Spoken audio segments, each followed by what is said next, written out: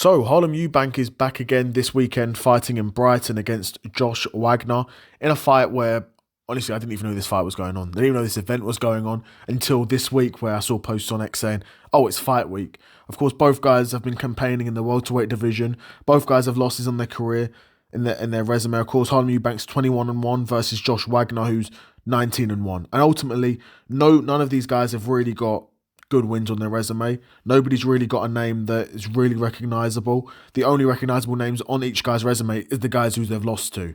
Of course, Josh Wagner's lost before, and Harlem Eubank lost his last fight against Jack Catterall in a fight where the referee deemed that it was an accidental clash of heads and that the fight couldn't continue.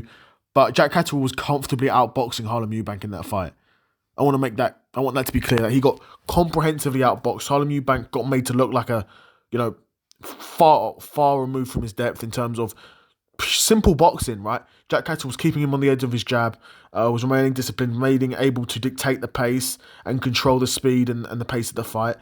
Harlem Eubank really had no answers for what Jack Catterall was giving him. Now, Jack Catterall is a guy who was world champion at 140 and is undoubtedly, proving that he's probably going to be in and around world level at 147 as well.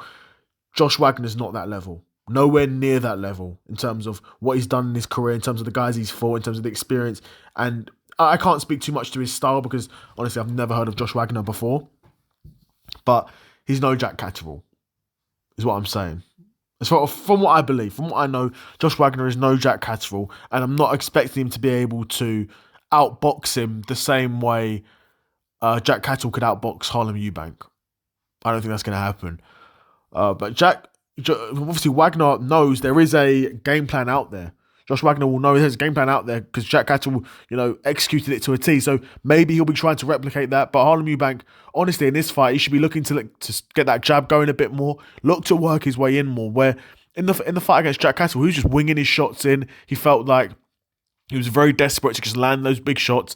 And when they weren't coming, he was just getting outboxed. And ultimately, the clash of heads stopped the fight. But I couldn't have seen any way back for Harlem Eubank getting back into that fight.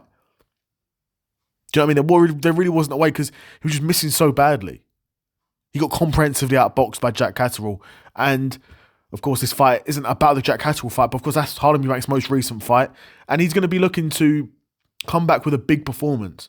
No doubt he's going to want a big performance when he comes back against Josh Wagner because, no doubt, Josh Wagner is nowhere near the level of a Jack Catterall.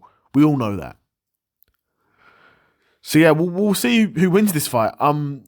Looking at it logically, it's in Brighton. Harlem Eubank's clearly the A side. I'm going to go with him to win this fight because I've never heard of Josh Wagner.